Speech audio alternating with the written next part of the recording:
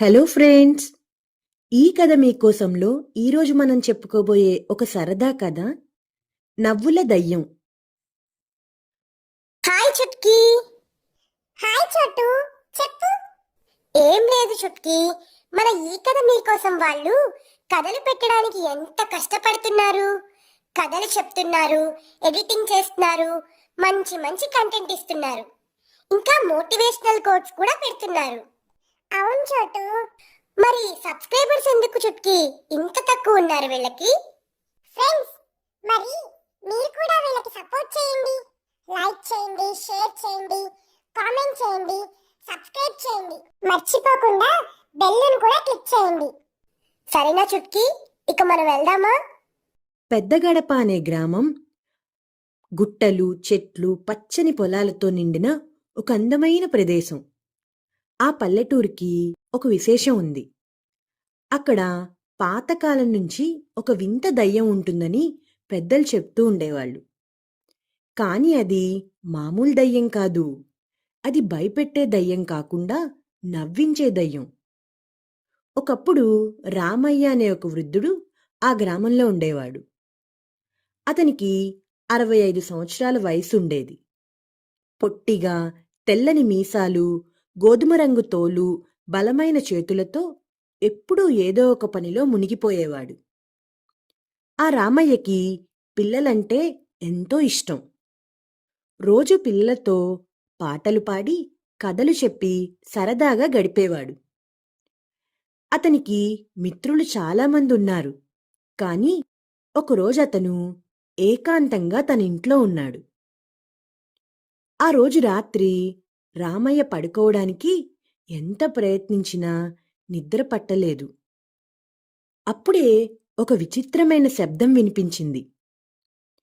అది వాన పడేటప్పుడు వచ్చిన శబ్దంలాగా ఉంది. రామయ్య మొదట భయపడ్డాడు.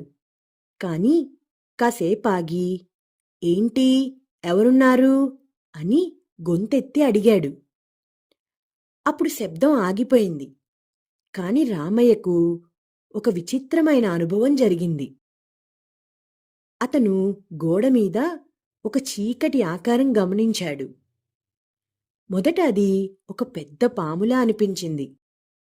కాని తర్వాత అది మెల్లగా పెరిగింది. అది పంచభూతాలతో కూడిన దయ్యంలాగా మారింది. రామయ్య తన ముసుగుని గట్టిగా పట్టుకుని, ఇదేం రాక్షసో అని అనుకున్నాడు. అప్పుడు ఆ ఆకారం రామయ్యను చూసి ఒక చిరునవ్వు విసిరింది. అది బాగా దగ్గరకొచ్చింది. అప్పుడు దయ్యం పూర్తిగా కనిపించింది అతనికి. ఇది మామూలు దయ్యం కాదు. ఈ దయ్యం చిన్న పిల్లాడిలా ఉంది. ముఖంలో విచిత్రమైన చిరునవ్వుతో పెద్ద మనిషిలాగా పేటికలు పెట్టి నవ్వుతోంది. ఆ దయ్యం రామయ్యకు దగ్గరగా వచ్చి, బాబు, నువ్వు భయపడకురా అని హాస్యంగా చెప్పింది. అప్పుడు రామయ్య, నువ్వు దయ్యమా అని ఆశ్చర్యపోయాడు. అవును, నేను దయ్యమే అని దయ్యం నవ్వుతూ అంగీకరించింది. కానీ నేను భయంకరమైన దయ్యం కాదు. నేనిక్కడ నవ్వులు పంచడానికి వచ్చాను. నాకందరినీ నవ్వించడం అంటే ఇష్టం. భయపెట్టడం నాకు ఇష్టం లేదు. నాకు సరదా కూడా కాదు అని చెప్పింది. రామయ్య దయ్యం చెప్పిన మాటలు విని నవ్వుతూ దానిమీద భయాన్ని మర్చిపోయాడు. అప్పుడు దయ్యం రామయ్యకి మరికొన్ని విచిత్రమైన కథలు చెప్పింది. అవన్నీ వినడానికి చాలా సరదాగా ఉన్నాయి. దయ్యం కథల్లో ఎప్పుడూ హాస్యం, చమత్కారం ఉండేవి. ఆ రామయ్య నవ్వుతూ ఆ దయ్యం చెప్పే కథలు విని ఆనందించాడు. ఆ మరుసటి రోజు రామయ్య ఈ కథను తన స్నేహితులతో పంచుకున్నాడు. మనం అనుకునేది తప్పు. ఆ దయ్యం మామూలు దయ్యం కాదు. అది నవ్వించే దయ్యం. ఆ దయ్యం మన భయాన్ని మరిపించి నవ్వులు పంచుతుంది అని రామయ్య చెప్పాడు. అలా ఆ దయ్యం గురించి గ్రామమంతా విస్తరించింది. అంతేకాదు ఆ దయ్యం గురించి తెలుసుకున్న అందరూ దానిని కలుసుకోవాలని, నవ్వాలని ఆశపడ్డారు. రాత్రిపూట అందరూ ఆ దయ్యం కోసం కాచుకుని కూర్చునేవాళ్ళు. ఒక రాత్రి గంగమ్మ అనే ఒక ముసలమ్మ తన ముచ్చట్లలో ఉండగా దయ్యం ఆమె ఇంటికి వచ్చింది.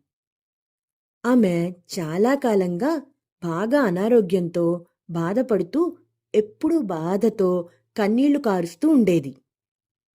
దయ్యం ఆమెను చూసి అమ్మా, నీ బాధకు ఓదార్పు చేయడానికి వచ్చాను. అని చెప్పింది. నీకేం తెలుస్తుంది దయ్యమా అని గంగమ్మ ఆశ్చర్యపోయింది. అమ్మా, నీ బాధకు కారణం బాధను మర్చిపోవడం కదా. కాబట్టి నేను నీకొక కథ చెప్తాను. అని దయ్యం నవ్వుతూ చెప్పింది. ఆ దయ్యం గంగమ్మకి ఒక హాస్య కథ చెప్పింది. ఆ కథ విని గంగమ్మ మొదట నవ్వింది. తరువాత తన రోగం గురించి పూర్తిగా మర్చిపోయింది. ఆ రోజు తర్వాత గంగమ్మ ఆరోగ్యంగా మారింది. ఆమె నవ్వులు ఆ దయ్యం నవ్వులలానే చిరస్థాయిగా నిలిచిపోయాయి. ఆ దయ్యం గ్రామమంతా బాగా ప్రసిద్ధి అయ్యింది. దయ్యం ఎక్కడో ఒకచోట గ్రామంలో పక్కగా ఉంటూ అందరినీ నవ్విస్తూ ఉండేది. పిల్లలు దయ్యంతో ఆటలాడుతూ సరదాగా గడిపేవాళ్ళు. ఇక పెద్దవాళ్ళు దయ్యంతో స్నేహం చేస్తూ దాని కథలు వినేవాళ్ళు. ఇలా పెద్దగడప గ్రామంలో ఆ దయ్యం గురించి విన్నప్పుడల్లా ఒక చిరునవ్వు తోడుగా ఉంటుంది. దయ్యం అందరికీ భయం కలిగించే దయ్యం కాకుండా నవ్వుల దయ్యంగా అందరితో ఆనందం పంచుతూ జీవితంలో సరదాగా ఉండాలని నేర్పటం జరిగింది. ఆ దయ్యం కథ ఎప్పటికీ మర్చిపోలేరు. అది నవ్వులను అందరికీ అందించింది. ఇప్పటికీ ఆ గ్రామంలో ఆ దయ్యం కథలతో నవ్వులు మారి మ్రోగుతూనే ఉంటాయి. ఈ కథ మీకు నచ్చిందా పిల్లలు? నచ్చినట్టయితే లైక్ చేయండి, షేర్ చేయండి, కామెంట్ చేయండి, ఇంకా సబ్స్క్రైబ్ కూడా చేసుకోండి.